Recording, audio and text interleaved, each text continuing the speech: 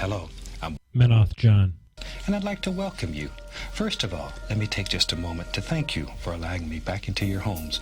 If this is your first time with us, let me extend a personal invitation for you to drag out your miniatures and paint along with us each week. Let's go over to the canvas here and let's get started. I believe, every day's a good day when you paint. I believe, it'll bring a lot of good thoughts to your heart. I believe, every day's a good day when you paint. I believe,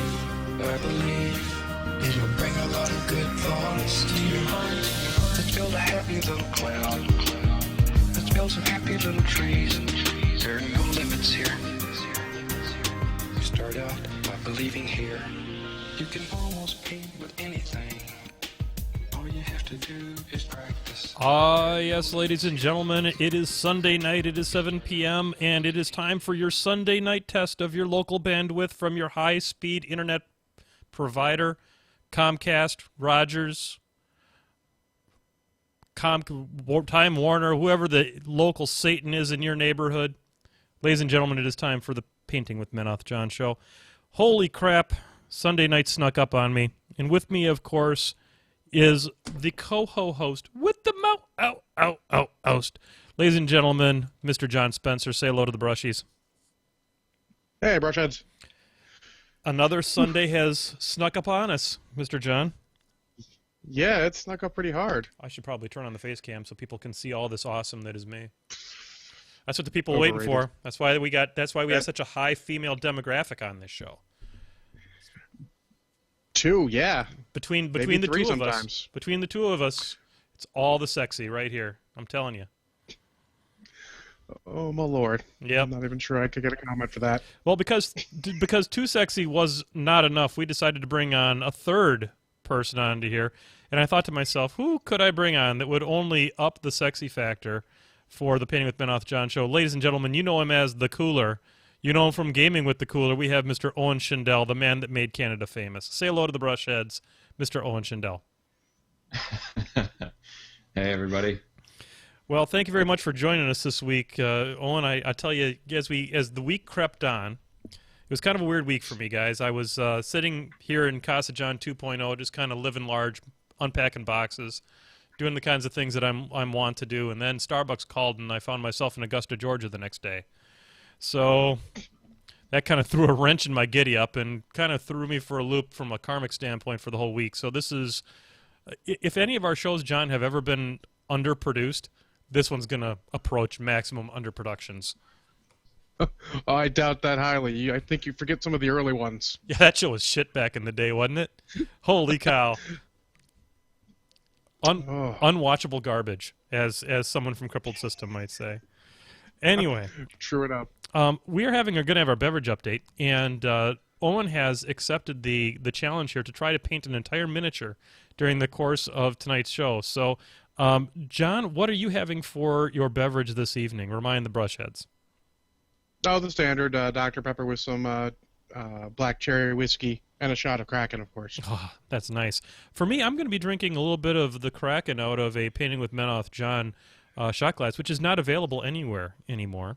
I still have two from Marth Fright, and I'm going to send them to him, I promise. But these are not available anywhere. So all of you folks who thought you were going to get one and waited, you're out of luck. But I'm having a little Kraken in there, and then I'm going to have, out of my Adepticon 2012 glass, I'm going to be drinking some Spotted Cow.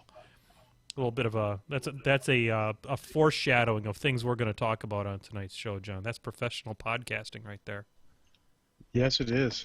Owen, what will you be drinking while you are diligently painting your miniature there? Yeah, I should have planned that a bit better.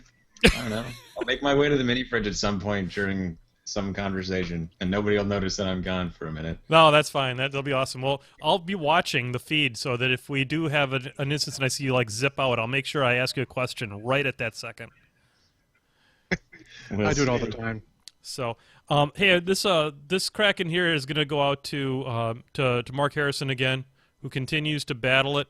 For everyone out there who has been doing the paint or donate for Chain Attack, this one's for you, Mark. Hey, Ron. Ron. You may also notice, John, I've continued to do nothing about the shitty camera angle.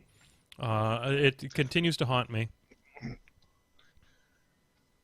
Well, eventually you'll get fed up and take care of it, and eventually you won't have to be in Augusta, Georgia suddenly. Well, yeah, I mean, I can't see that happening next week because I've got my boy this week. So I'm guessing that I'm probably going to stay landlocked. But on the plus side, when I was in Augusta, the boys down there, Chris Langley and the whole group down there. I don't want to mention names because I'm going to leave names off, and they know who they are and they know I love them. But they got me some. Oh, hey, Chili. Chili just checked in. Yeah, this is the new Casa John. Yep. Yeah, they were super sweet. They they gave me a list, an E-Madrak list to play with, and I played an 8-man scramble, and I won. I won something, John. Awesome. I went 3-0. Super legit. Yeah, I played as Theme Force with 2 units of Fen Blades. Oh, 2 units of Fen Blades got better me. than 1 unit of Fen Blades. It's 2, yeah. Two units of Fen Blades gets me warm in the shorts just thinking about it. I'm going to tell you what. I really don't want to. I really don't want to buy another unit of Fen Blades because that means I got to paint another unit of Fen Blades. But man, that list is obnoxious. Holy cow! There's one thing I've learned: if one thing isn't very good and 2 things are okay, 5 things are great. And 10 things. Holy cow! Hang on to your feet. Unless they're impalers. Yeah, seven impalers. Owen is more cute than good. You heard it here I first. didn't say that. I didn't pull off enough crits, and as a result, it could be sweet. I think it could be sweet, but it's not sweet with me. I'll tell you that. So in keeping, depends. If it's a 35-point list and that's all you bring, that could be sweet. Yeah, and by the way, yes, Bowie, I do know that I want more Fen Blades. So just to kind of celebrate that win down there in Augusta, with us tonight for our spokesmodel segment, we have the caster that made it all happen, direct from Augusta. We have Madrak the World Ender. You know him as Madrak 2. What do you got for us tonight, Madrak 2? Hi, I'm Madrak 2, and I want to tell you about how the fact that this guy, Menoth John, cheesed it, and I did all the work, and I got everything done, and he had nothing to do with it. So, if you want something cheesy, I suggest going to Discount Games Incorporated, because they'll sell you the cheese and none of the stink. So, for $50, you can, if you buy $50 worth of stuff, you can get the free shipping, and that shipping, that's the stink. That's money you'd otherwise give somebody like, oh, I don't know, it might rhyme with Inature Narket, or you might like order something from the ore store. I don't know why you'd want ores, but you might order something from there. But they're going to sell you the stink. They're not going to give you the cheese. And Jay's going to give you the cheese, just like me, Madrak 2. You know, some call me Skilldrak, and I think that's unfair because I got all the skills, especially when you're running me with 2 units of Fen Blades, because that makes Menoth John aroused, maybe. But maybe that's Jeremy's fetish. But he plays Legion, so I'm not sure. So, anyway, also, if you want your cheese to look good, you want a good-looking cheese shop, then you go to Greenleaf Terrain. I just saw that he made an entire room for that game that shall not be named for the mini wargamings thing. It looks super sweet, but only if you can roll a 4-up invulnerable, or whatever that means. I never played that game, but I hear that's good. So, if you want the cheese, go to Jay. If you want the cheese shop, go to Adam at Greenleaf Terrain. I'm Epic Madrak for the Painting with Menoth John show. Just remember, he didn't win that tournament. I did. Don't listen to him. Ah! Well, thanks for all that, Epic Madrak. I really appreciate that vote of that vote of confidence you gave me. Jesus. You know, I did my best. I showed up there. I had to play the list, and he takes all the damn credit. So, you know, you wouldn't think an ounce and a half of pewter and a whole bunch of attitude would add up to all that much, but there you go. So there we go. We've made it past that segment, and I want to remind everybody out there in Menoth John Land, while John catches his breath, Oh God. Have you started breathing again, John?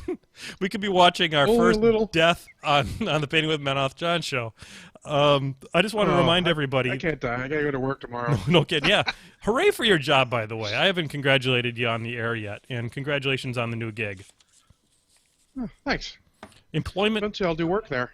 Employment. Eventually, it took me months in order to work at Starbucks. So don't worry about it. Your time will come. And by the way, thanks for everyone who enjoyed the spokesmodel segment. Just a reminder that there is a contest here on Painting with Menoth, John. John, want to give them the details, or have you caught your breath enough? Oh yeah, I'm good. So what it is we want your best or your favoritist hardcore casual scenario. Doesn't have to be competitive. Casual is the key word there. Just shoot an email with that information, details off to us at pwmenothjohn@gmail.com. We'll take a look, and whoever has our favoritist scenario will be able to come on the show if they want, and also get the non-Battle Engine Warcaster or Warlock of their choice mailed to them courtesy of Drop Zone Games. Absolutely. And just a reminder that contest will be going until the midnight on the last day in March. I think it's 31 days, right? 30 days. It is 31. September, April, May, and November. All the rest have 31 except February, which is fucked up, and who cares? So yeah, that's something like that. And so yeah, get your hardcore casual scenarios in, and we will be picking that thing, and then we'll be bundling them all together along with the hardcore casual scenarios that we've already talked about on the show, and be making those available to Patreon listeners for free. And then we'll figure out something for the general population. But, we'd like to give something a little extra special to the patrons. And if you're interested in supporting the show, I don't have a nifty name like the Steakhouse. Or, I'm sorry, I shouldn't use a trademark name. The Bakehouse. Or the Aussie House. Or the Drop Bears House. Or something like that. But what I do have is I have the patreon.com/MenothJohn. If you would like, we're at 20 patrons now, John. Awesome. Do you know what's better than 20? 21. That's right, because that means blackjack, and whoever becomes that number 21, I will read their name on the air and yell blackjack in a way that will not cause clipping in the audio. So there you go. That is about what we have. We've been talking an awful lot here so far about this, that, and the other thing, and really, Owen, we haven't given you a whole lot of time to talk with us so far, but we're about to change that. I'm going to put on the paint cam here. And tonight I am working on, I've got a few things I'm working on. I just finished up my second of the required 4 units of Rune Shapers. I understand that is now an errata by Privateer, that thou shalt. It starts off like that, thou shalt play 4 units of Rune Shapers. And I have 3, so I can't quite play Doomy 1 yet. It's not legal. He's not a legal model without 4. And so I'm working on that. I'm going to put some sand down and crap like that. And then I have my second Storm Troll, and I'm going to work on him right now. And before I do that, though, of course, I will put on the blue glove of safety, because we believe in safe painting here at Painting with Menoth, John. I'm actually reusing this rubber glove, which I have to recommend you be very careful with reusing your rubber. I can't always recommend it, but for painting, it's okay. So here we go, a little sound effect there. All right.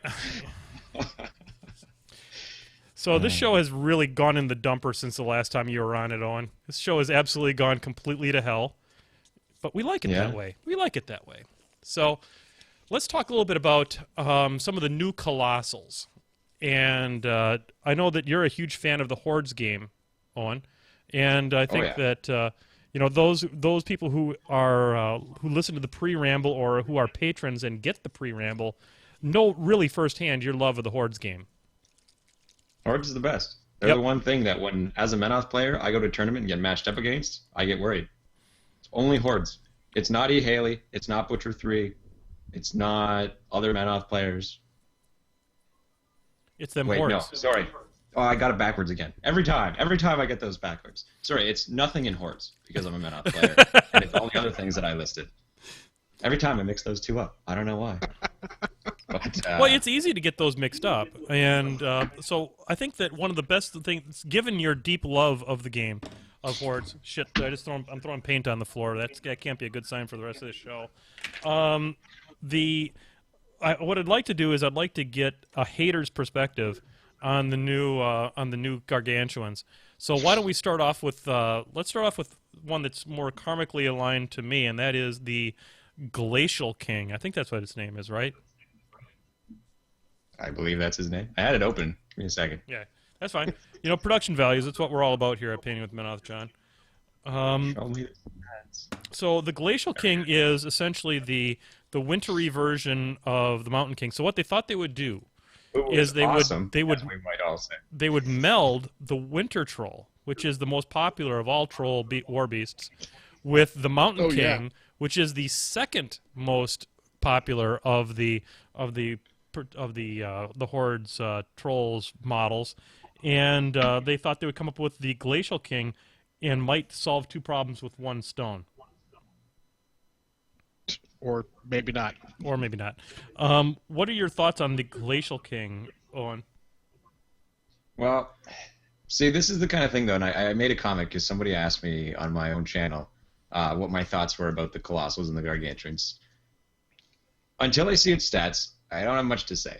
I mean, they bring it out as being some kind of like just by an estimate, he's going to have immunity to cold. He's going to have a range attack that's going to be an AoE as opposed to a spray. I'm willing to bet you. The snowfall is some kind of like concealment or something, right? Yep. I believe that's what they had said. Yeah. So that's what trolls needed. They needed another thing that they could bunker around, because that wasn't what they did before. This will totally change up their gameplay. They're not going to just clump together anymore, right? It's not like you didn't use the Stone and Janissa and Surefoot and Walls and Earthborn Animus, and yeah, none of these things involved everyone standing close together around the same pieces of stuff. I'm a little confused because I actually do bunker up an awful lot. Is this something I shouldn't be doing on trolls? I know, right? It's almost as if they're making these new models to try and have you do new things, like Shut trying up. to bunker up. Shut up. Yeah. So for those of you who are new to the show, this is going to be sarcasm level 8,000. Not quite 9,000 because we're not going to Hadouken in the middle of the episode, but we are. There is going to be a certain amount of sarcasm, just because it's naturally going to happen. So yeah, you're right. I mean, so an AOE though, I mean, would be nice. I like AOEs. They seem to work well in most cases.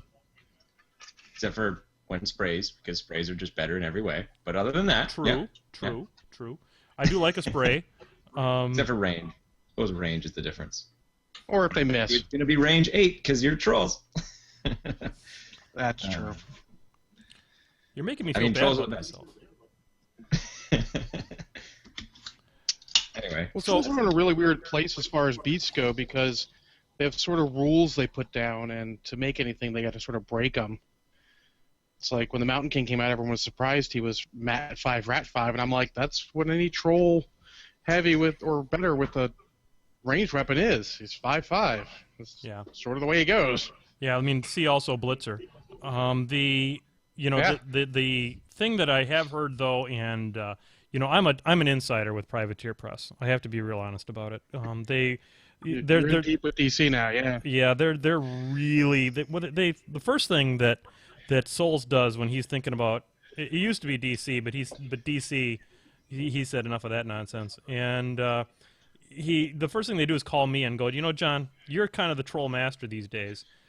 You won that thing in Augusta, so what we need to do is ask you about what does trolls need, and what I told them was we need a colossal without reach. Because that 2-inch stuff, it just ends up getting you engaged, and then you can't get the aiming bonus.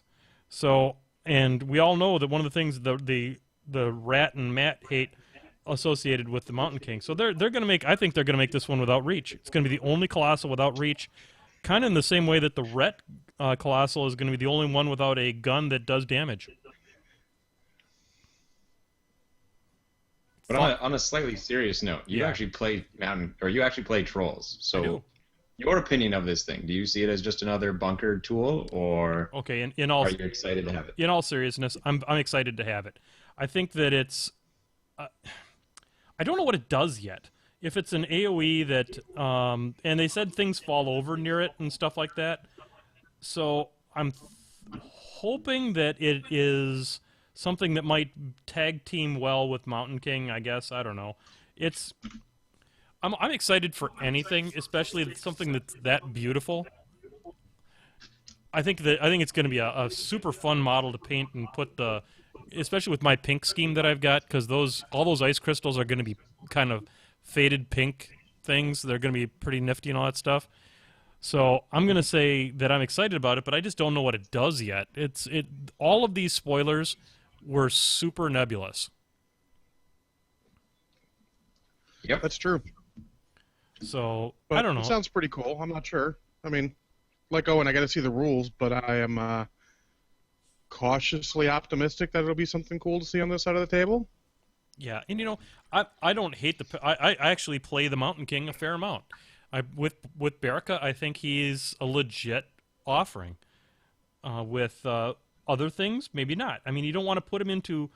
You need to put, like any model, you need to put him into a situation where he has a chance of succeeding. And with Berica, the Mountain King has a chance because, obviously against like a Crix dude spam, he still falls over dead. But for a lot of things, having a Mountain King where if you shoot it, fine, it spits out a whelp and then it heals itself. If you hit it with a beast, guess what? It just went frozen after its first hit and popped out a whelp. So Yeah. That is a situation where it can be successful. And as for the Glacial King, I don't know. Without seeing the rules too much, it's hard for me to comment on anything other than it looks like it's going to be a hell of a lot of fun to paint. Absolutely. So to be honest, Mountain Kings are pretty cool when you bring two of them with Pythagoras. Having played against Rich, who was on your show last week, I believe, at Food Machine. That was a pretty fun one. My. that sounds pretty crazy. Getting to bring back one of those bad boys is a legit thing. It was only marginally worse than P-Scar with Menoth. That was also pretty good. Oof, I think I threw up a little bit in my mouth. I think I heard about that a little bit from the Beer Machine podcast. Yeah, good times. Good times. Did you end up winning that Food Machine? Yep, I did. I played Menoth, and the only thing I really swapped out were my casters, which are not a big deal, as we all know, as Warmachine players. Mm-hmm. So when I brought P-Scar with a mostly Knight spam list, and what I would do is each turn I would go Harmonious Exaltation, and then I would take one from a rack, and then she would use no focus and sacrifice the rack to get D6 more focus next turn, as is the way you should do it.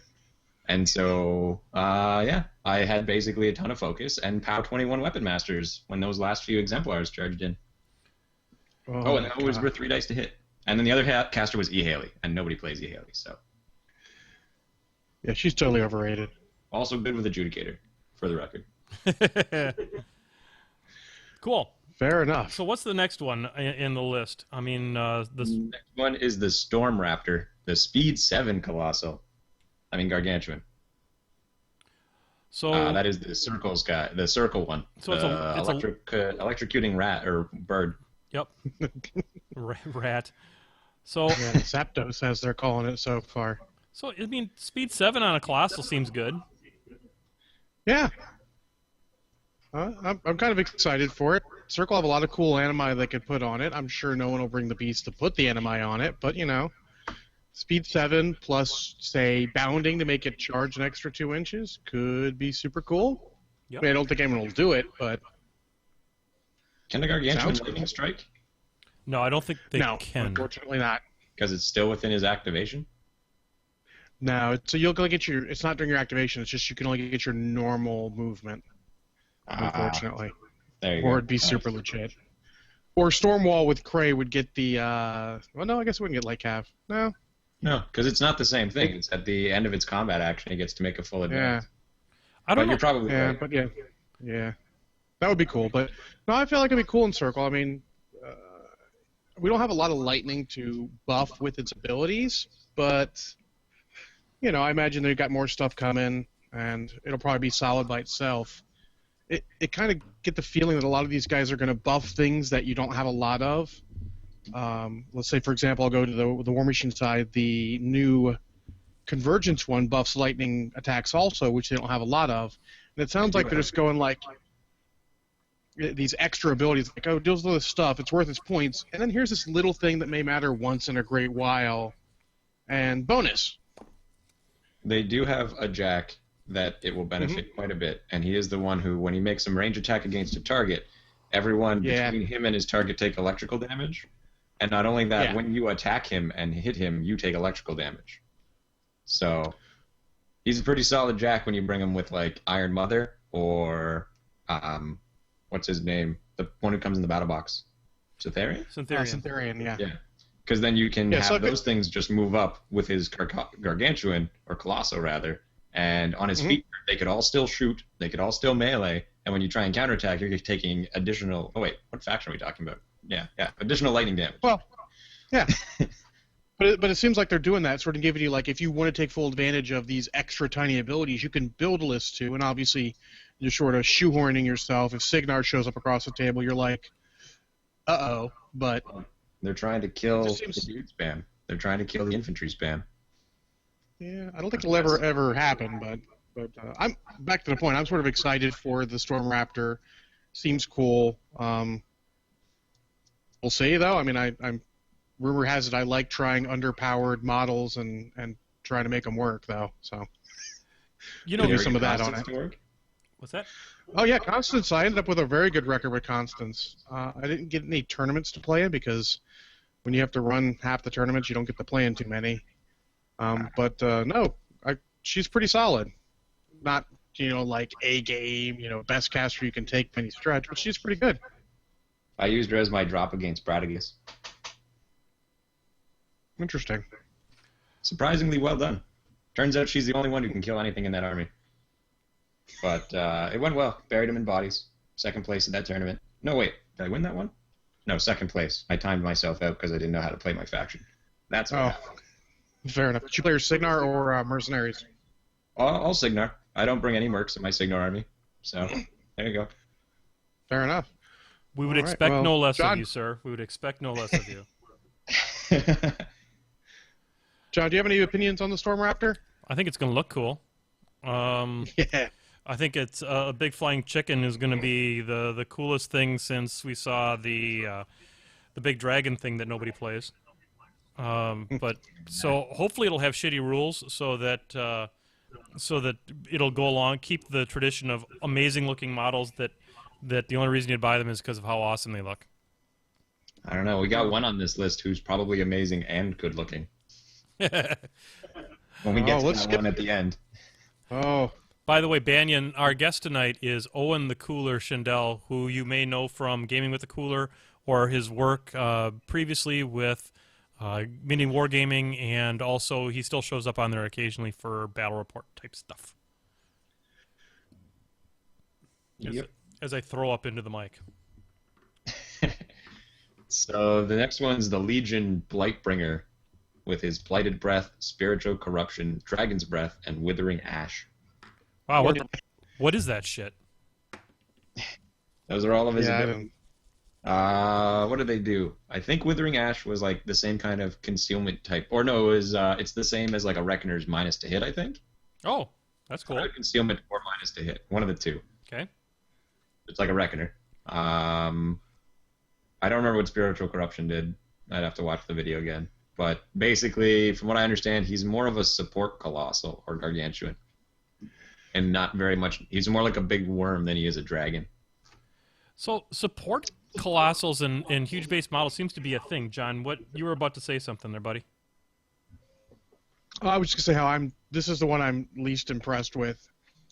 The concept art didn't look impressive at all. It looked kind of blobby and not cool. And, I mean, we'll see how its rules are, but if I was a Legion player, which I'm luckily not because I have a soul, I would not be terribly excited for this just based on looks.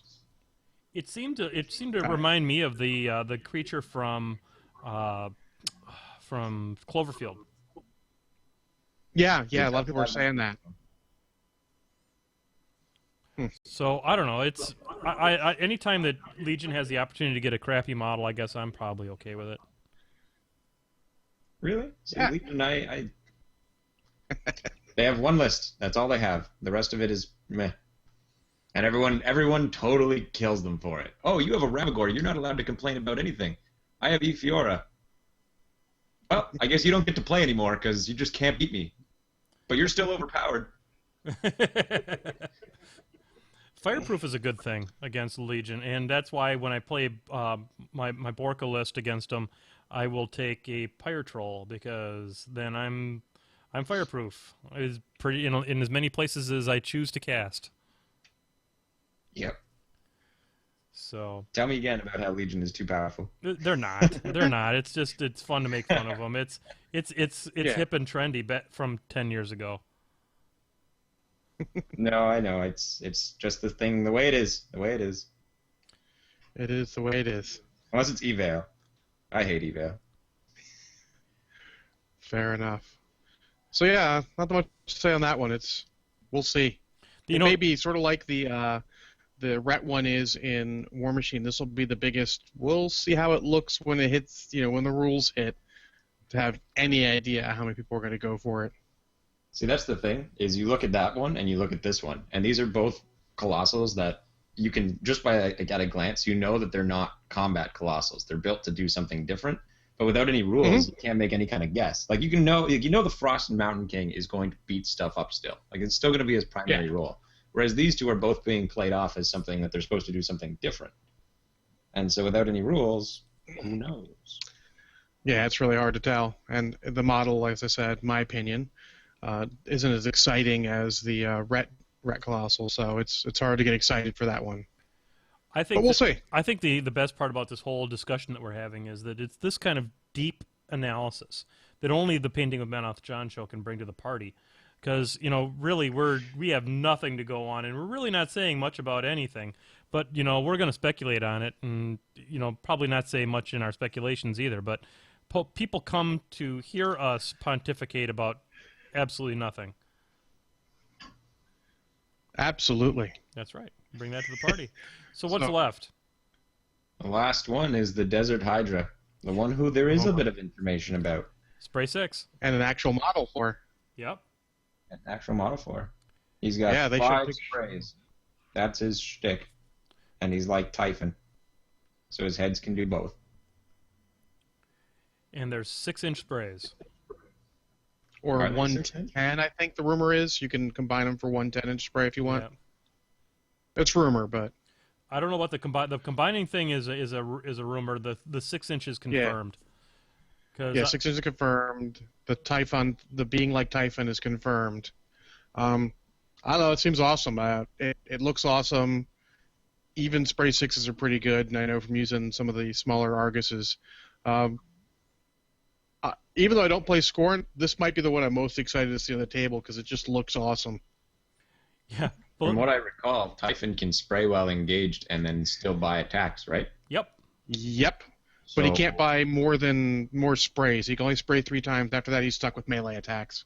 So if you bring this thing with, say, like Xerxes 2 and put mobility in, and then rush it and just trample it or charge it in there, it's not out of your control because your control is the whole board. Everybody else is at minuses to their defenses, and you just spray.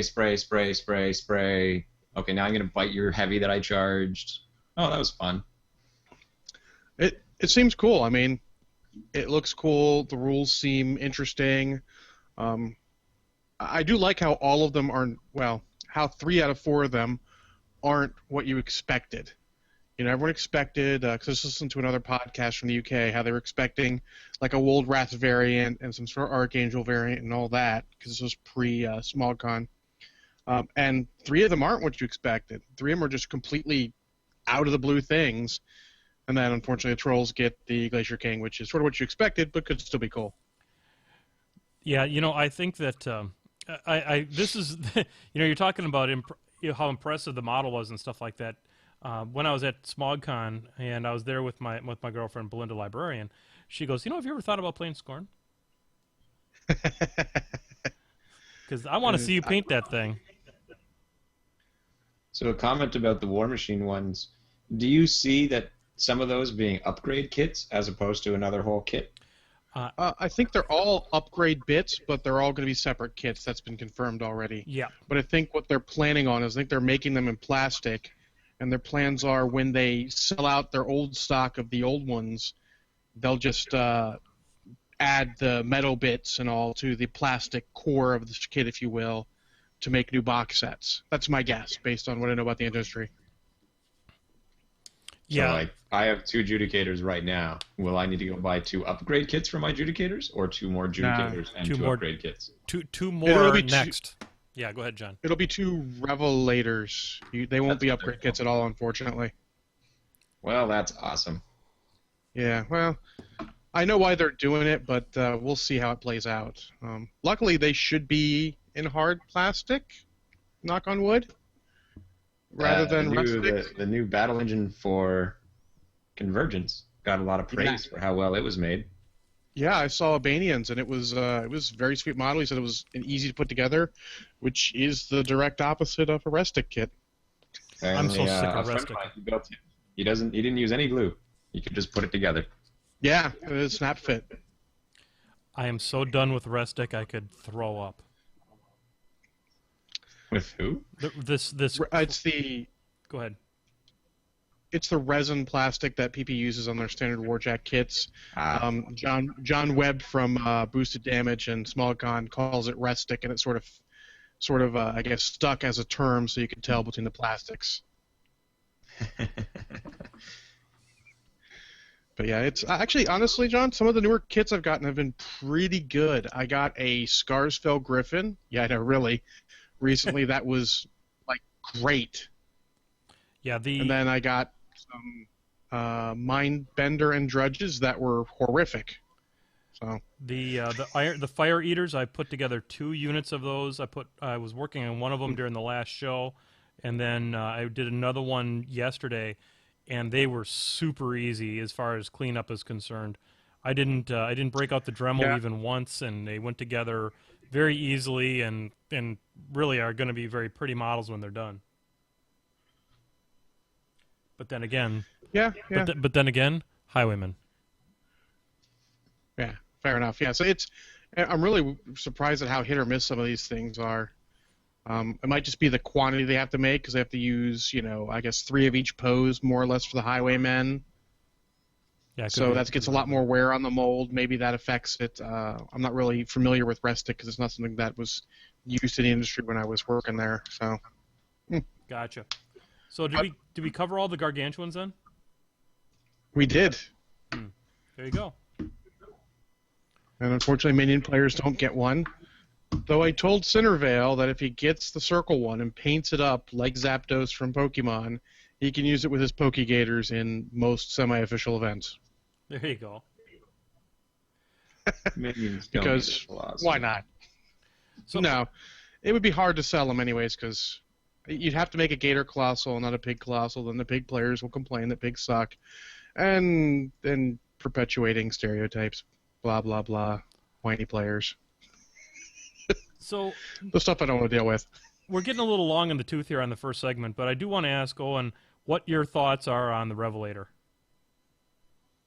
Well, once again, there's no rules for him. So, based off of the brief, he has all this anti-stealth, and he has what looks like Vanquisher cannons on the top of him. Mm-hmm. I mean, if they give me a Colossal that has Vanquisher cannons instead of the rocket or the Redeemer rockets that he's got now, I'm game for that right there. I don't need anything else. But they want to give him this weird anti-stealth thing in a faction that, like, here you play Menoth, right, yep. Menoth, John? Absolutely. So, yes, sir.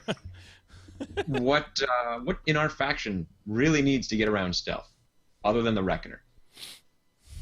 Does the Judicator need to? No. He plays primarily hitting you with deviations. How about the Redeemer or the Zealots? Do they need it? Maybe Errants, because they're the one unit that actually has 5 inches of wiggle room there where they wouldn't be able to shoot something. Yeah. So unless they're going to give this thing an anti-stealth shot that is like 16-inch range and it can affect entire units, who cares? Because it's just us carpet bombing anyway, and that's what we've been doing forever. So I don't know. I'm not surprised, or rather, I'm not interested. It's not that big a thing to me. Fair enough. That is a fair criticism. I mean, the one thing that I would say that is nice to have some anti-stealth in is the vessel, and in that list, whatever list you're taking the vessel in, you can bring Roven, and then you've got that taken care of for you. Yep, and that's exactly that. It's anytime you'd ever need the anti-stealth, or really only one guy needs it, and it's the Reckoner needs to make the shot so I can get this guy dead, this solo. I need to kill Gorman. Reckoner assault's done. Actually, no, Reckoner doesn't do it because he doesn't kill Gorman, but you know what I mean. I do know what you mean. So anyway, so that's all we've got then for that one. Just a real quick, one of the things we wanted to touch on, but we are getting a little long in the tooth here, so we're just going to very briefly mention it. Adepticon is coming up. By the time you guys hear this, Adepticon will be almost upon us. And Owen, you are going to Adepticon this year, correct? I am going to Adepticon. Yep. And that is, I believe that's the only U.S. Con that you make on a regular basis. Is that correct? Well, I mean, I only really started going to cons like a year and a half ago. Okay. So I guess that is entirely true, as it will be the only one that I'll have gone to twice. So, yes. Go ahead. No, I was just going to say, what made you choose that particular con as one that you wanted to go to multiple times? Well, as I said, I mean, like I hadn't really gone to cons very much, and I went to that one as one of like the ones that got me started, and I thoroughly enjoyed it. I enjoyed everyone I met there. I enjoyed all the times I had playing the games there. All in all, it was an enjoyable atmosphere. That was basically all I really did. Is I just hung out. It was a nice trip. It was a nice vacation, I guess, is one way to put it. Sure. I just saw it as like a way to go off and meet all the people that I talk to on a semi-regular basis. So. Yep, I saw Kodak's Den was there last year. I know Miranda was there last year, and I know that you've done a lot of work with those guys in the past. So it was probably a good opportunity to meet those guys. Well, we all also, like Dan and I went together along with Jay, who was there as well. Yep. And yeah, we met them. So yeah, it was like I said, it was one of those. I got to go and be with a bunch of the people that I've either known or worked with or talk with on like I said, a semi-regular basis. And then here I got to go to a place where we all just hung out and played games the whole time. So super cool. Yeah, in Chicago, you can't beat the food. I mean, the food in the greater Chicago area is pretty amazing. So that's a good reason to go too. Yep. Cool. Well, we're at that time in the show where we rely upon the listeners, that's you guys out there, the brushheads, to program the show for us because, 90 minutes is too much work for me. I can promise you that. So why don't we go ahead and open it up here to the Flippity Bloops. All right. Well, one that you've answered a lot, but you didn't spell out this week. Adam on Twitter asks, will you be at Adepticon this week? Mm-hmm. I will be at Adepticon this week. Not as much as one might originally think. There is, I just moved into my new house, and to be honest with you, I'm kind of down with being at home a little bit and not unpacking things. So I will be there on, my kid has his parent-teacher conference on Friday, so I will for sure be there some on Friday. I might be there some on Thursday evening. But then on Saturday, I'm planning on getting there probably about 9 o'clock in the morning because at 11 o'clock is the Senior Pro Tour event. So I will be there representing the old folks. I might bring a wheelchair, thinking about it. Might be a little insensitive, but I will be there Tiny bit. to represent the old folks. Probably wear some Depends or possibly some other type of incontinence-style undergarment, just to kind of keep it consistent. But in all seriousness, I will be that starts up at 11 o'clock, and I'm thinking I'm going to single list it, just like I did for the Augusta thing, because I don't think I'm capable of picking the correct list. So I'll just bring one list and hope that it's enough. Fair enough. And Owen, you're going to be there for the whole shooting match, right? Yep, I'm going to be in Chicago Wednesday, and cool. then I'll be there probably till Monday. So Okay. If you're interested, there's a whole bunch of people who are going out for pizza on Wednesday. So if you want, let me know. Just kind of ping me on Facebook and let me know. that is one thing. I'm just going to tell you right now, yeah, I'll be interested in it. Cool. Because I'm not 100% on my lines of communication once I'm there. Because I don't have service while I'm in your country. So. Oh. Well, we should we should just annex you guys and get it over with because you're the 51st state anyway. So there you go. Yeah, something like that. You didn't think we were gonna get through a whole show without me dropping a bomb like that, did you? There you go. All right, so flippity blue.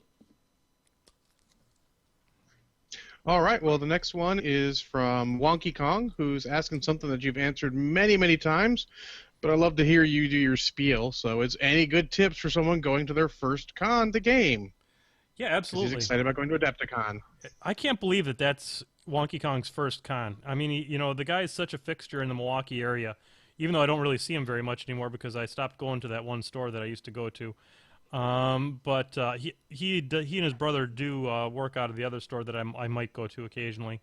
But so first thing to remember is, and I'm going to assume that you're going to Wonky Kong that you're actually going to be staying at the con. So we'll make the assumption right there, and then the first thing is 3, 2, 1. You got to get your 3 hours of sleep. You got to get your 2 meals, and you got to get your 1 shower and or bath. I recommend a shower because sitting in your own filth is probably kind of disgusting. So go for the 3, 2, 1. Unless the bath includes a friend, in which case I highly recommend the bath if it's a hot tub. So that's my first recommendation. The other recommendation is something that as an old man that I've come to grips with is that don't overdo it. A lot of people go to cons and they'll go crazy and they'll go and enter every event. They'll be up for 45 hours in a row. They'll have to by the time they're done, they won't be able to see straight. They won't be able to tell you what they actually enjoyed about the show, and nor will they be able to remember anyone that they actually met while they were there. So I think that the way that I've done it these days is that I start my day with a little bit of Ensure. I have a little Ensure there because I'm old, and I watch a little Matlock, and that helps keep me calm down. And then I make sure that I get a break in there for a little bit of the People's Court in the afternoon, because the People's Court is I don't like it as much as since Wapner died, but and they don't have Rusty Burrell on there anymore either, but they probably ought to. So just kind of take it easy, enjoy the con, play those games that you want to play, and just remember that this is a game and not an endurance test. So Owen, what are your thoughts on cons? I know you haven't been to so many of them yet, but any thoughts on having a good first con? Well, having been to my first con just last year, yeah, I did everything you said not to do. I think I slept like 4 hours over the course of 4 days, and went into quite a few events, probably 1 a day or 2 a day at least, and met a whole bunch of people whose faces and names I might remember when I see them again. Yep. That's okay. I mean, it's to be expected. But so I recommend that, and the new venue for it would help if I talked into the microphone. The new venue for Adepticon is someplace in Schaumburg, which actually makes it closer for me to visit. So we're gonna see what it's like. Hopefully, there's some. It was nice. The old place used to have it. It had a Target right next door, which was super legit because you could get over there and get some snacks and pop or what have you. So there you go. You first gone. You need to do it wrong. That way, yeah, exactly. Dowdark is saying that the first con you go to, you need to do it wrong so that you can see how to do it right in the future. So let me tell you to do it completely wrong. The way you do it completely wrong is the way I did it for Kingdom Con, and that is you get in a room with 8 people, most of which you don't know, and then you put your stuff on the on the couch that you want to claim as yours for the night, and then when you come back, all your shit's moved, and there's somebody sleeping on your couch, and then you sleep, you get into bed, and somebody who's clearly not very secure in their manhood decides to shake you out of bed because they don't want to share their queen-sized hide-a-bed.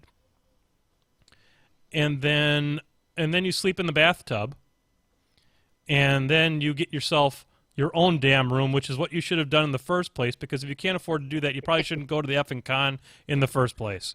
So don't do it that way.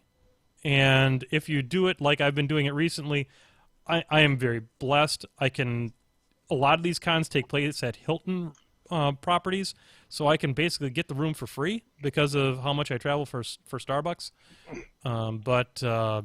Yeah, make sure that you know and like everyone that's in your that's in your room.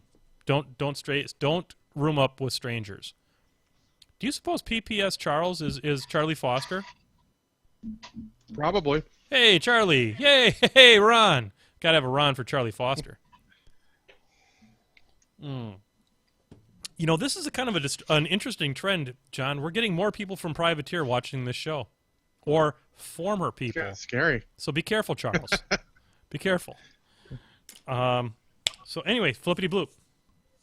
All right. Well, here's one from last week that I promised I'd get to. It's from Dan White, and it's kind of long and might take up the rest of the time after the segment. That's fine. That's fine. I don't want it to fall too far behind. He says, what is a positive way to persuade locals to buy from their LGS without sounding preachy? I can tell people the cons of not having a game store that doesn't always resonate.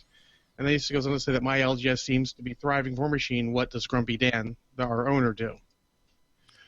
Well, Grumpy Dan does the best thing is he just sort of lets them know that, and even his old manager, like, for big stuff, he understands occasionally they're going to go somewhere else. I mean, that's just smart in some cases. You know, he can't match the discount of, like, you know, a War Store or a Miniature Market or someone like those guys, especially on their sales. And he knows that occasionally they're going to go elsewhere to buy some big models. Most recently, like the Gator Battle Engine. I mean, that thing's really expensive. It's hard to argue with discount. He just knows and hopes that they'll buy, like, the little stuff and the blister packs and all from the local store. I mean, there's not much you can do without sounding preachy. I mean, if someone comes in every time and you've never, ever seen them buy anything, maybe you can have a talk with them going like, hey, dude, where are you getting your stuff? You know, I mean, you realize that if you don't buy anything from here, there's no real impetus to let us to have you included in the events and stuff like that, you know? Yeah. But it's really hard. It is. It's a very difficult thing, and it's probably one of the biggest issues that faces game stores today is the specter of the internet store. And you know, I think that I don't think that the internet store is necessarily the death knell to the LGS, because at the end of the day, if the game becomes more affordable across a larger demographic, then probably the whole game increases, and there will be times in which they will go in. That doesn't answer the question. Yeah. I think that the best you can do is encourage that person that, hey, you know, we've got a great place to play here. And one of the reasons we have that is because some of us buy our stuff from here sometimes. And just lead by example and say that, you know, hey, this is kind of how we do it around here. We would like it if you would do the same.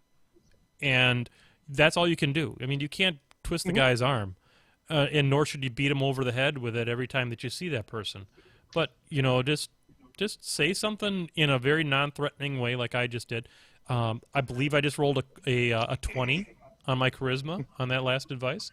So I hope that helps. Owen, what have you seen in your area up there? I mean, you know, Canada, it's an entirely different world up there. And you probably handle it just a little bit nicer than we would down here in the States. Oh, the flash was on. Oops.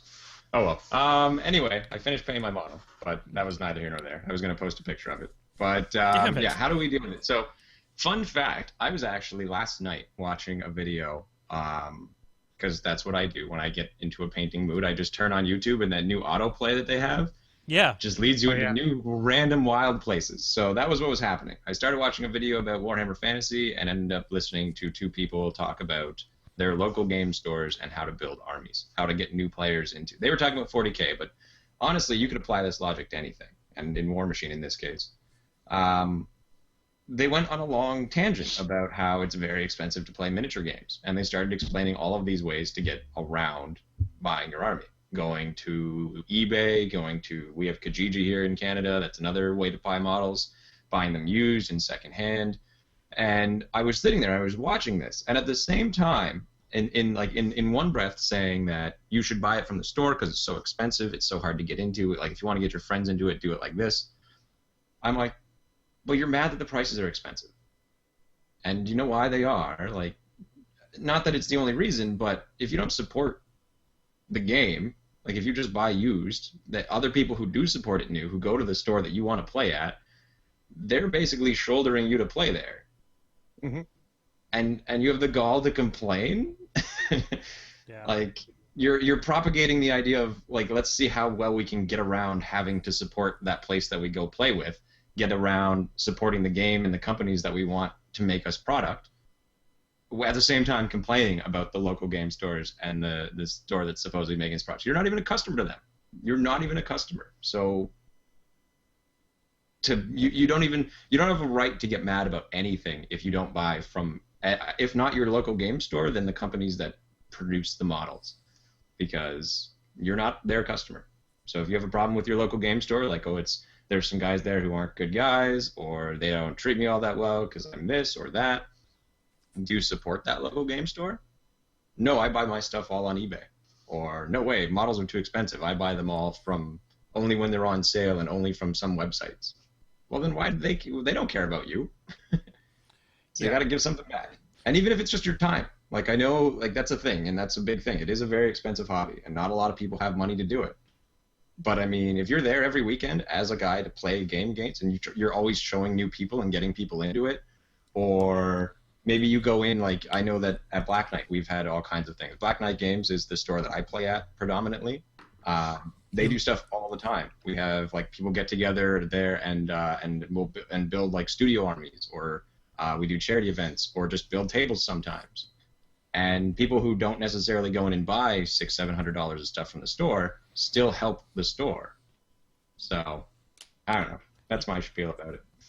Yeah, and one of the things that I do is, or at least try to make a point, is that if I'm going to another store for an event, that I will make it a point to, not just with, like, some kind of winnings or something like that, but I'll make it a point to purchase something from that store, because I'm a guest in that store.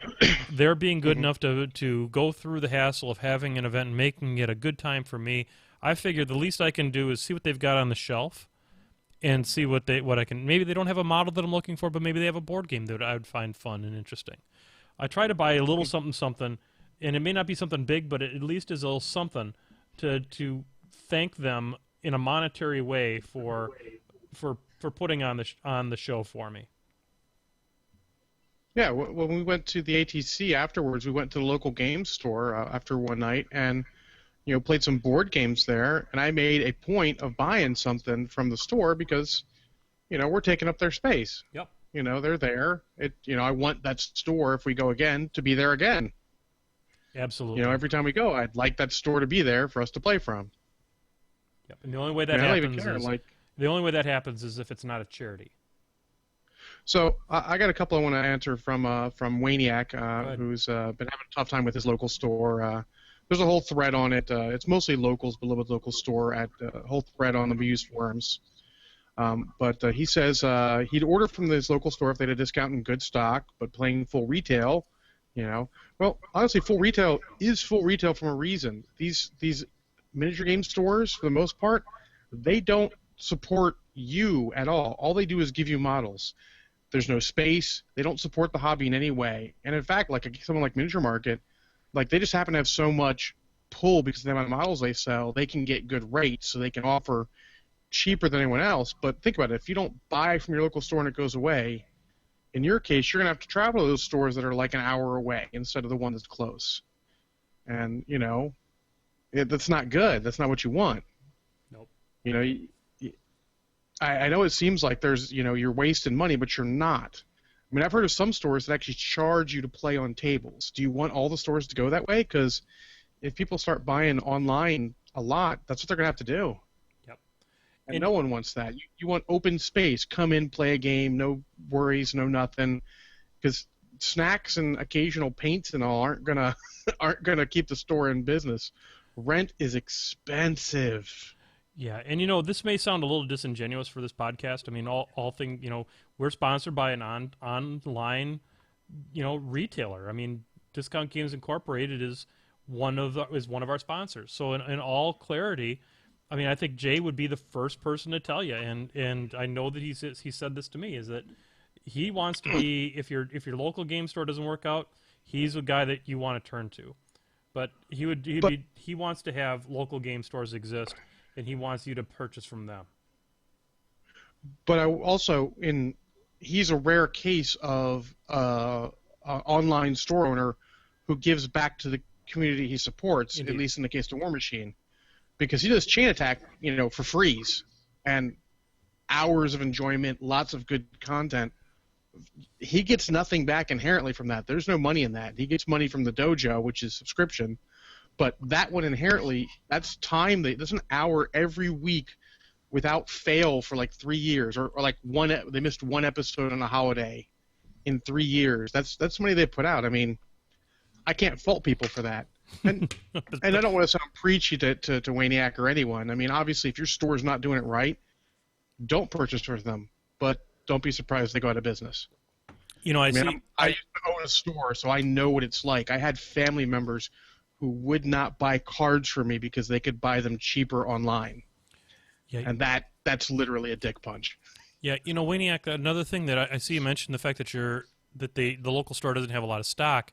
One of the things that I know that my local game store that I used to go to in New Berlin would do is they would put up a sign up, what models do you want? And they would order them in, so especially on new releases and stuff like that. And they had very low inventories as well. I mean, it's a small store in Milwaukee, Wisconsin.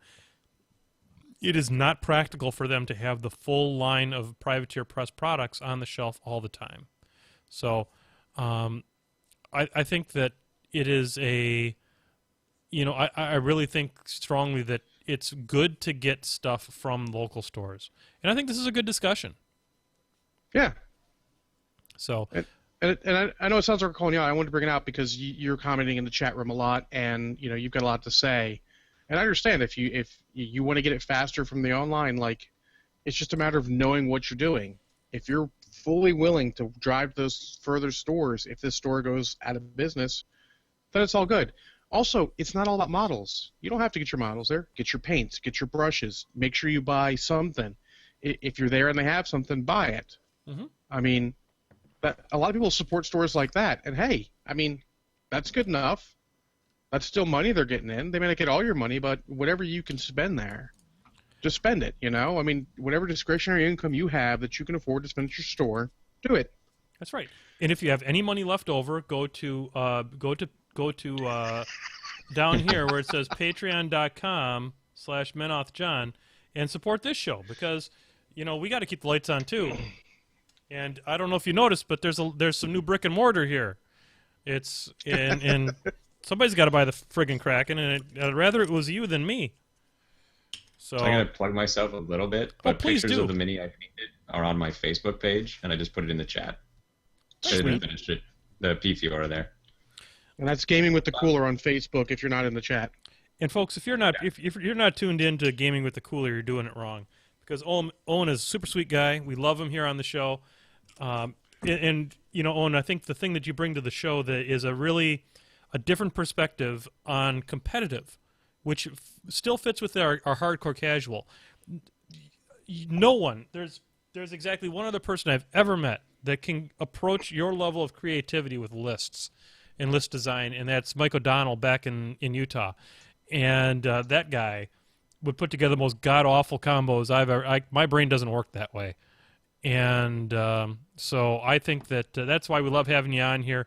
You bring a very different and interesting perspective, and that's why. And you're a super cool guy, and I've always enjoyed hanging out with you and talking with you and stuff. So this one's for you, buddy. Hey, Ron. Ron. Yeah, we got the Love Fest shit out of the way. Now I need to get. You know what? So one more quick one before we change subjects here, John. Tadco wants to know if you got those whiskey stones yet. I do, and I have not broken them out yet. They are in my freezer, and I'm getting ready to.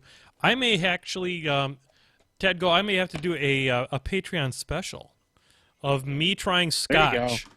Me drinking scotch in various ways for pretty much the first time. I'm not a big scotch drinker. And so that will be a Patreon-only special. Menoth John drinks scotch, and I'm pretty sure that's going to be fairly amazing. So I'll try whiskey stones. I will try ice cubes. I will try, let's see, I'll try some different dilution rates. I'm going to apply all of the chemical engineering and food process engineering experience, and I'm going to bring it to bear on one bottle of scotch, and we'll see how that turns out. So you want to see me drink some scotch? Support the show. There, I'll put my glove in front of it so you can see it a little bit better. Patreon.com/MenothJohn. There it is. We got any more flippity bloops there, buddy, or are we going to move on to the media section? We do. I don't know how many more you want to get into. Let's do one more. Do some more quickies. Here's a quick trolley one. Because a couple of the other ones are kind of. No, here's a good one. Miles Healy. We need we need a Mike Bond before the show ends. But yes, Miles is awesome.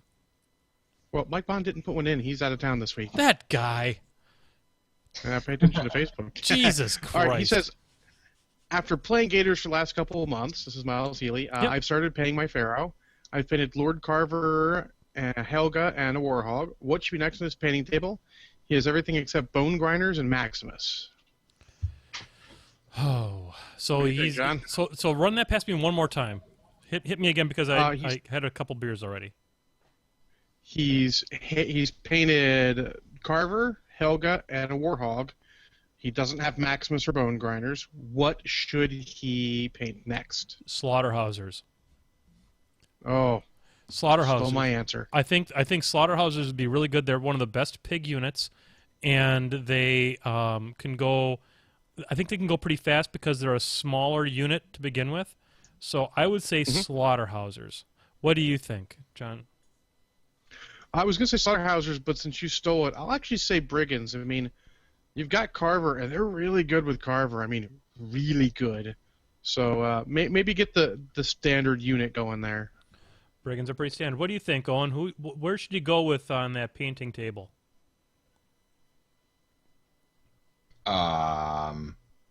This is Minions, right? Like, Yeah, I didn't miss that. Yep. Pigs only. Their battle engine's cool.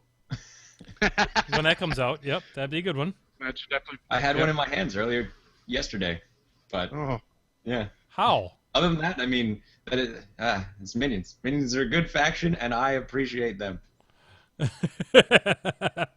No, but in all seriousness, how did you get your hands on a meat thresher? I may or may not have. Or wait, Meat Thresher. Sorry, no. I was thinking of the Sacred Vault. We're good. Oh. Never mind. I don't know what I'm talking about.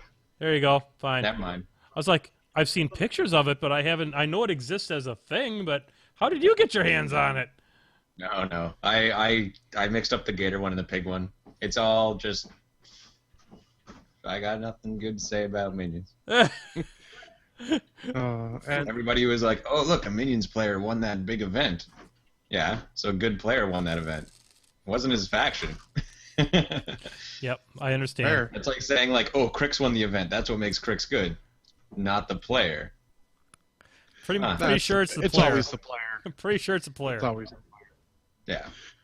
player. And then the chat room chimes in. El Marshall says Targ, and then Taudark says he should paint Maximus, though he doesn't have Maximus, but you should get Maximus and paint him at some point. Oh my Maximus god. is super fun.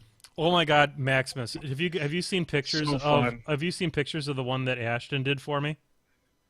Yes. Holy crap. Holy Owen, have you seen it? No. Okay, as soon as I put As soon as I get done putting this guy in sand, I'm going to reach behind me and get him. It is... Ashton's a good painter, as it turns out. Yeah. That's just in. He is an amazing painter, and my Maximus, I traded him a Crix battle box for that paint job, and it is worth every dollar. Considering I don't think I paid for that battle box, to be honest. Yeah, probably not. It was probably, yeah. So as soon this guy just went into the sand, so he can sit there for a second. I'm gonna go get him. And this is an amazing model. I'm afraid to take this model anywhere. Let's see. Gotta go get him. He's over here. All right, here he is. I'm gonna put him on the painting cam here and try to do him justice. But here he is. This doesn't do him any justice. Let's move him over here and see what I can do here with the camera. Can't really do much justice to him at all. All right, hang on, folks. We're going into a very special part of the show where I attempt to adjust the settings on my camera while we're actually streaming. Anything can happen here, folks. Cross your fingers. This will go well. This is not going to go well. I'm going to bring him up here and see if the autofocus can do its thing. And it Fire and body parts. Fire and body parts. It doesn't do it justice at all. But it is a beautiful model. He's such a good painter. You know, I couldn't paint this good ever. You know, if it was like my job, I wouldn't be able to paint that well. So, anyway. That guy's awesome. Yep. But it is his job, and I highly recommend. He's getting a new service going where he will, as he paints models that you do on commission with him, he will get a Twitch stream going, and he will teach you his techniques while he's painting your model. And he and I have been consulting a little bit. He's asked for some advice on some equipment. Trevor Christensen from Chain Attack built him his computer. It's going to be amazing. So it's not going to be cheap because, you know, works of art should not be cheap. But no. He is, you can learn a lot from this guy. And it turns out he's been on the show. He's a huge friend of the show. He's an amazingly wonderful human being, too. So, you know, God, what the hell is the name of his company, John? Save me from myself. Red Modeling and Painting? Yeah, good lord. It just shows up in my feed. I don't remember off the top of my head. But we'll find out, and we'll put a link somewhere someday on it. And Red Modeling Painting. Yep, it is. He's so talented. Highly recommend his stuff. And you know what? I took the lid off that thing, and I need the lid back. Here we go. All right, so flippity bloop. Well, I think we're done for now. It's 9:15. Or 9:15 my time. Yep. We should probably get on to the media section before we go over long. It's been a good show. Yeah, absolutely. So let's move on to that. I've got a little bit of crack in here. So on behalf of the... there it is. Thanks, Al Marshall. On behalf of the Painting with Menoth John show and Maximus, and also Madrak 2. Hey, Ron. Ron. Put that back up there so I can actually see what I'm doing. There we go. All right. So, media section. I'm going to talk a little bit about a movie that I was coerced into watching. This is, you know, I'm in a committed relationship with Belinda Librarian. She's probably the best thing that's ever happened to me. And so there are times in which when things like that come into your life that you make. When she says, "Would you like to watch a movie tonight?" And I say, "Yeah, that'd be great." And it's, "Can I pick it?" And I was like, "Yeah, that'd be great," because you know I'm a good boyfriend. And then she said, "Well, I'll give you a choice of two movies. One of them's called something like Absolutely Ballroom, and the other one is Muriel's Wedding.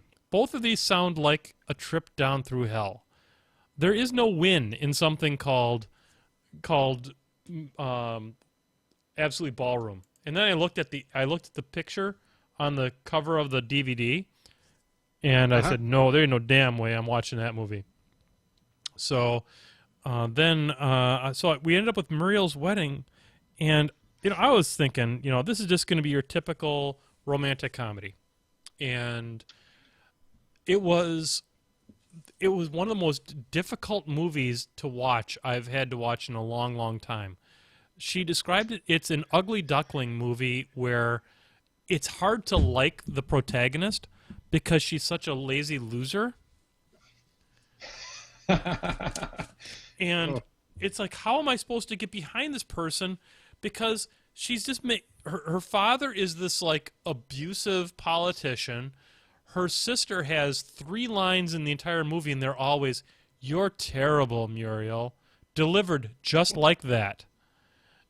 She's got a brother that does nothing more than sit in a lazy boy. Her mom, then she's like a young daughter that's lazy too, and her mom is like this quintessential mentally abused housewife that's kind of dumpy and ends up killing herself at the end of the movie. And I'm like, how am I supposed to like this? Yeah, whatever, spoilers. Like, anybody who's going to hear this is going to watch this effing show. I forgot what it was called already. Yeah, exactly. Muriel's Wedding. Avoid it. I don't know. At the end, she ends up marrying this South African swimmer and gets paid $10,000 to marry him so he can get Australian citizenship, so he can be trained by an Australian coach and not be deported. That's like the feel-good moment of this movie. The hell was the plot of this movie? The plot of this movie. No, you know, I don't want to know. I don't want to know. No, I can give it to you. I can give it to you in 10 seconds. Owen. Girl has shitty life. Girl makes shitty decisions. Girl moves to Sydney. Has slightly better life. Makes shitty decisions.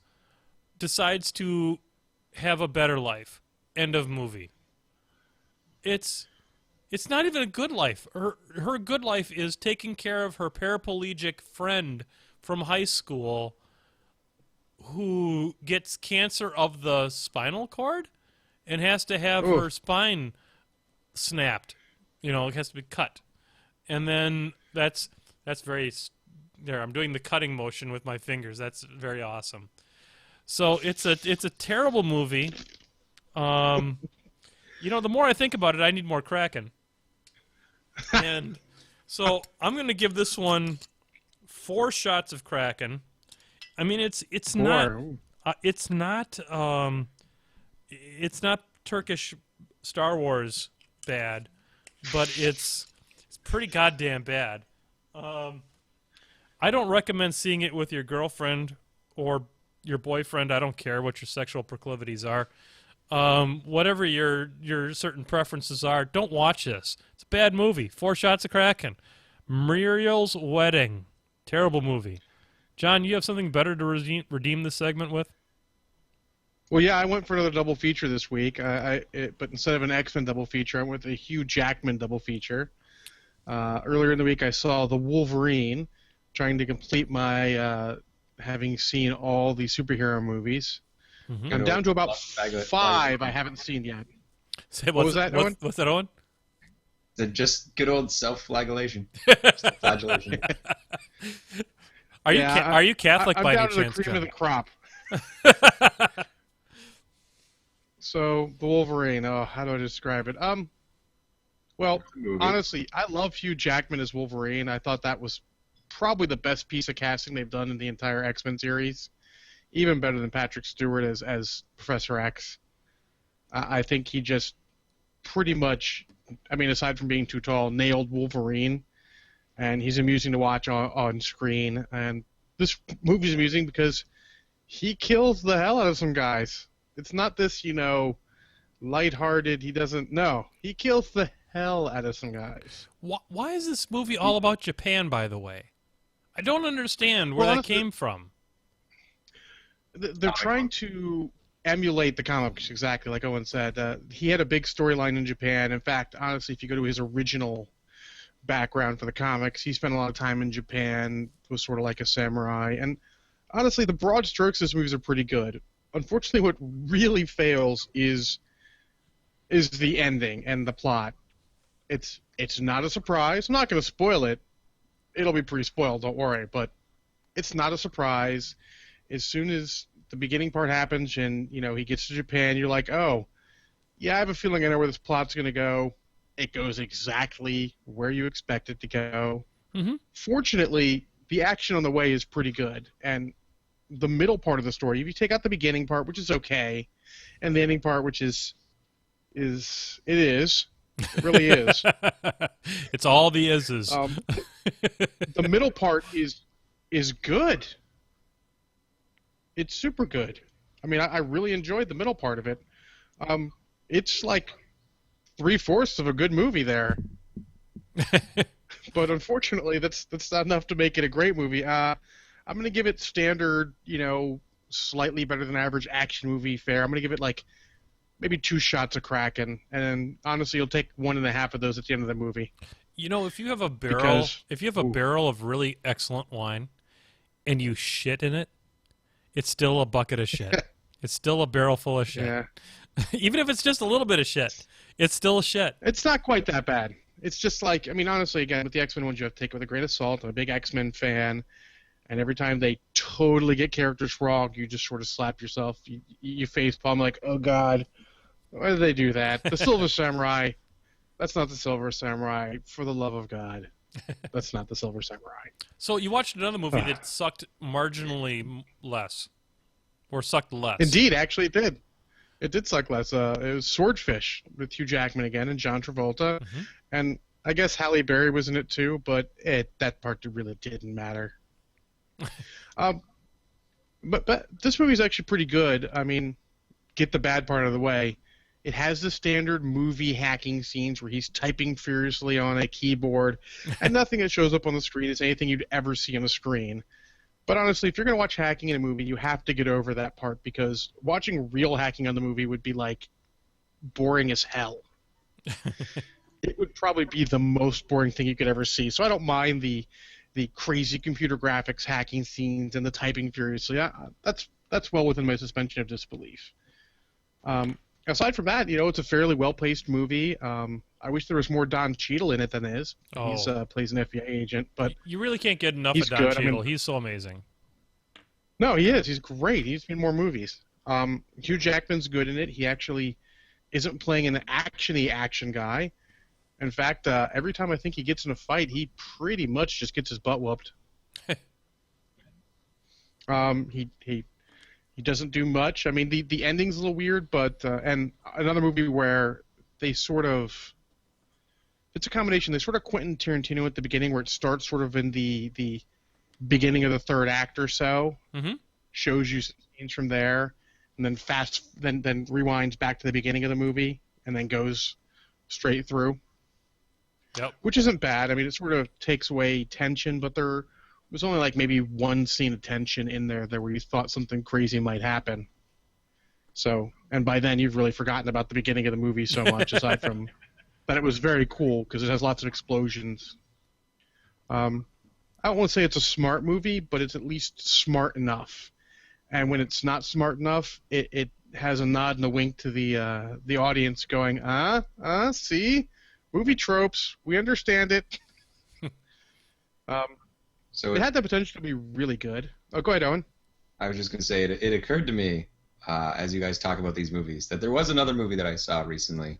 Nice. Not to cool. kind of walk over you there. Yeah. No worries. It was the Wolverine comment that got me with Japan there. I watched Godzilla Final Wars Oh, that's Oh, a God. fantastic with movie. a friend of mine. Yeah, it is. That movie's amazing. Like 2.5 or 3 hours or so of just watching the climax of movies again and again and I again. know. It's so perfect. Yeah. We're like, okay, 15 minutes in, and it's that moment when all things like the chips are down, and we're like, okay, that's pretty cool. The planet's gonna get wiped. Oh, we're doing it again. All right, 15 minutes later, chips are down. This is our last chance. All right. Oh, we're gonna do it again. All right, let's just keep doing it. The little 2.5 hours the long. little hedgehog guy. I forget what his name is. Baragon, I think his name is.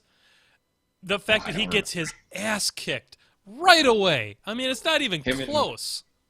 Him and Godzilla 2000, who just like rolls around in a big ball and then gets thrown into the amphitheater in Sydney. It's amazing. It was good. It's amazing. All right, but we need to get a swordfish number of shots of Kraken. I mean, obviously, Final Wars is probably one shot of Kraken because it's amazing. But you still need to take a little bit of an edge off. What Yeah. about Swordfish? How many shots of Kraken are we at? I'm gonna give it 1.5. I definitely liked it more than the Wolverine, Cool. which is surprising, but yeah, it happens. Yep. I want to raise a toast while we're here to Ravebomb, one of the brushheads in the chat room, who mentions that he is about to complete. He's a one heavy shield, which I believe is probably Mega Mittens, and the heavy rifle team away from getting 260 points of ret painted, and that's a big deal. So hey, Ron. Nicely Ron. done. That's a big deal. All my red are painted as well.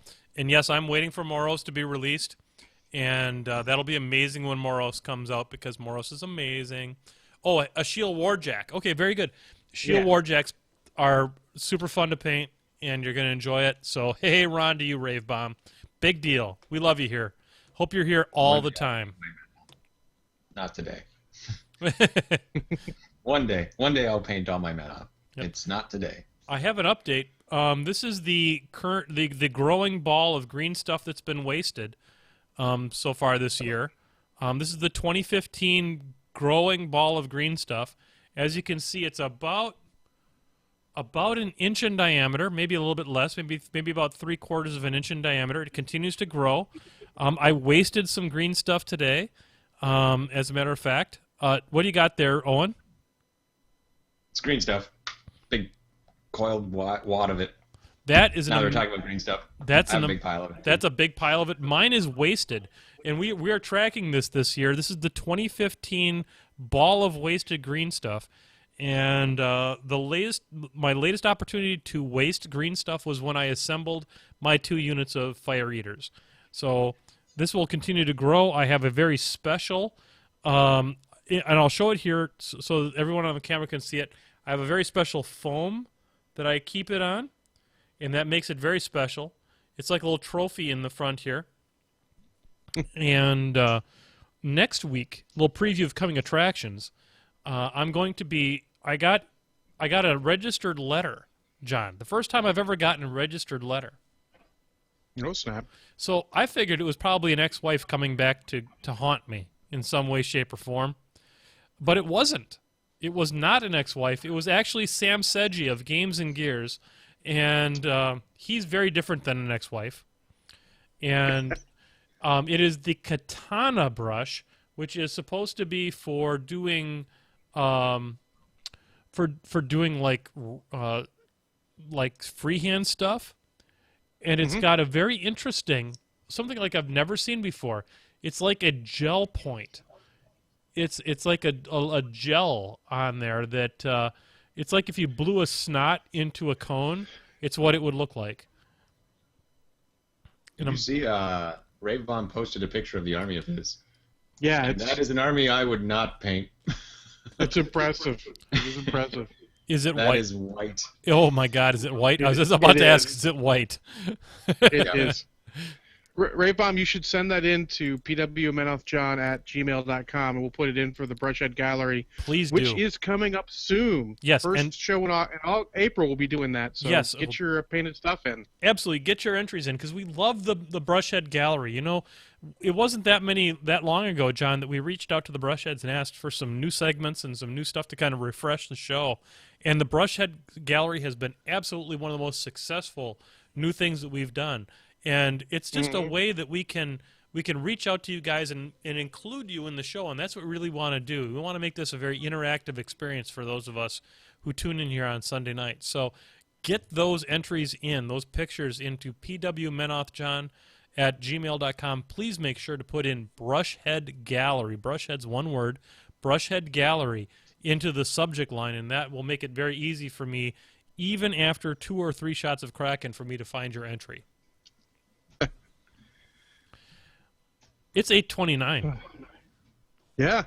That means that we Snuck probably in have a just under show. the wire. Yeah, that probably means we have a show. I want to thank you, Owen, once again for being on the show with us. We love having you on the show. By the way, I am wearing a beer machine shirt tonight. I'm not sure if anybody can see that. I'm wearing my beer machine shirt. And you are a semi-regular on that show as well, so because those guys are super sweet, and we love them on there. But And they're not even too far away from me. no, Seeing as I play them pretty regularly and give Rich a hard time as much as I can. you know, on Because he's a filthy troll player. But that's how it is. you know, the funny part is that I left Buffalo at the wrong time because I didn't find. I used to live in Buffalo also until about 2001, and then I moved out, and I didn't pick up the game until 2008. It would have been super sweet to have known you back then in the day, but you were probably like what, 12 back then? I don't know. What's back then? 2001. See, we'll go with that. Yeah, sure. Yeah, Yep. exactly. And that wouldn't have been comfortable. So, anyway, so on behalf of everyone here, I got to get the music going. What am I doing here? First off, I got to get that knocked down so I can see what the hell I'm doing. We're going to go ahead and get some music going here because that's what we do here on the Painting with Menoth John show. Let's pot this up. Come on. Let's be professional. There it is. Ladies and gentlemen, that brings us to another end of our Sunday night extravaganza. The whole reason I get up on a Sunday, ladies and gentlemen, is the Painting with Menoth John show. Because if it wasn't for this show, I think I'd stay in bed and probably just sit in my underwear all day. And let's face it, folks, that's not good for you or me. So, on behalf of the co-host with the host, Mr. John Spencer, and our very special guest, Mr. Owen Schindel, I would like to thank the Brushheads for making this an amazing evening. To all you Brushheads in the chat room who talk about us during the show and provide us with extra input so that we don't actually have to think about what the hell we're doing on this show, we appreciate it. So, on behalf of Painting with Menoth John Entertainment, good night.